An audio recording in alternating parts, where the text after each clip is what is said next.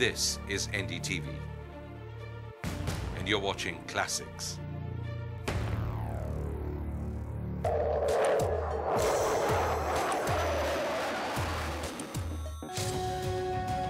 बाज का झपट्टा,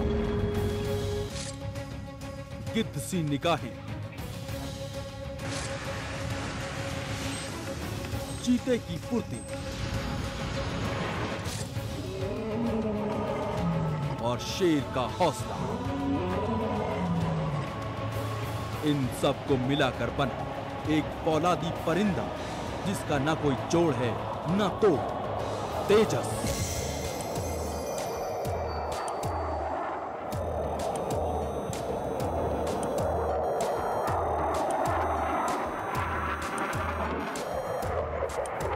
अब आसमान में सर चढ़कर बोलेगा देसी सिक्का, देसी बड़े जोर से दुश्मनों को नेस्तनाबूद करेगा देसी फाइटर प्लेन, क्योंकि भारतीय वायुसेना ने हिंदुस्तान में बने लड़ाकू विमान लाइट कॉम्बैट एयरक्राफ्ट यानी तेजस को अपने बेड़े में शामिल कर लिया है। इससे भारतीय वायुसेना को नई ताकत तो मिलेगी ही, साथ ही दुनिया में तिरंगे का जोर सर चढ़ के बोलेगा। भारतीय वायुसेना के तरकश में शामिल हुए नायाब तीर तेजस की पहली उड़ान। ये एक लाइट कॉम्बैट एयरक्राफ्ट है जो आमतौर पर LCA कहा जाता है। इसे बनाकर देश के वैज्ञानिकों ने आसमान पर अपनी कामयाबी की दास्तान लिख दी है।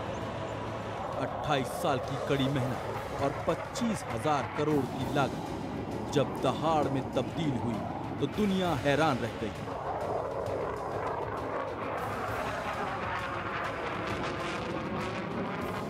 अब भारत भी उस कतार में है जिसमें अमेरिका, फ्रांस, रूस, ब्रिटेन, जर्मनी और स्वीडन जैसे चंद देश शामिल हैं।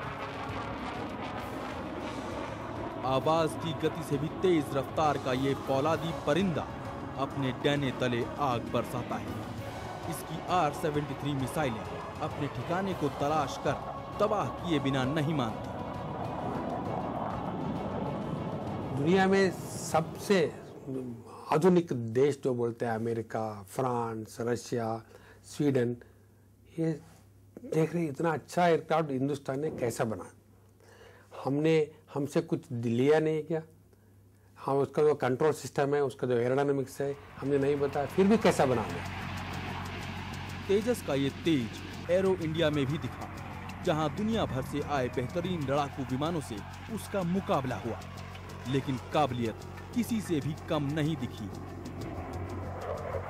तेजस सिर्फ एक विमान भर नहीं, एक मल्टी रोल फाइटर प्लेन है जो न सिर्फ दुश्मन पर हमला बोलता है बल्कि उसके हमले से बचाने का काम भी करता है। यानी अटैक और डिफेंस दोनों ही रोल में एकदम फिट। दोनों ही कैपेबिलिटी हैं और दोनों ही कैपेबिलिटी ऐसा नहीं कोई कम है या कोई ज़्यादा है, दोनों ही कैपेबिलिटी बराबर है। ज़मीन से हवा से ज़मीन में हो चाहे हवा से हवा में हो, उसको पूरा करने के लिए क्षमता जो है वो इसकी ऐसा नहीं है कि ये कम है या वो ज़्यादा है, दोनों ही रोल के लिए एकदम सक्षम है। देखने में ये भले ही किसी आम लड़ाकू जहाजों जैसा लगे, लेकिन कई चीजें दूसरों से हटकर हैं। तेजस की पूरी बॉडी किसी मेटल की बजाय कार्बन कंपोजिट मटेरियल की है।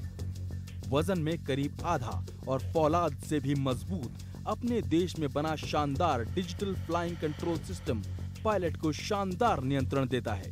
तो लाजवाब ग्लास कॉकपिट का एकदम अलग लुक, तभी तो पायलट इसे देखते ही फिदा हो जाते हैं। इंटरफेस जो कहते हैं, जो कॉकपिट के डिस्प्लेज, कॉकपिट के कंट्रोल्स बहुत ही वेल डिजाइंड है ताकि पायलट का जॉब कॉकपिट के अंदर बैठ के इजी हो जाता है। दूसरा ये है कि इसके जो हैंडलिंग फ्लाइंग क्वालिटीज़ है, जैसे जहाज उड़ता है, पायलट को बहुत ज़्यादा वर्कलोड बेसिक फ्लाइंग में नहीं लगता है। उसका फोकस सेंसर्स पे, वेपन्स पे, कॉम्बैट पे, एनिमी को एंगेज करने में उसका ज़्यादातर अटेंशन दे सकता है और बेसिक फ्लाइंग जहाज ऑलमोस्ट अपने आप को फ्लाई करता है। हर तरह के मौसम में उड़ान भरने वाले तेजस की लंबाई सिर्फ 13 मीटर की है, जबकि डैनो का फैलाव करीब 8 मीटर और ऊंचाई है 4.5 मीटर। यानी अपनी कैटेगरी में दुनिया का सबसे छोटा विमान। लेकिन 6.5 टन का ये विमान 3 घंटे तक उड़ान भर सकता है। इसकी अधिकतम रफ्तार आवाज की दोगुनी है। हवा से हवा, हवा से जमीन और पोतभेदी लेजर गाइडेड मिसाइलें और बमों से लैस ये छोटा लड़ाकू हवा में ही ईंधन लेकर दूर तक मार कर सकता है। फिलहाल शुरुआती उड़ानों में खरा उतर चुके तेजस को अगले 2 सालों में फाइनल क्लियरेंस भी मिल जाएगी।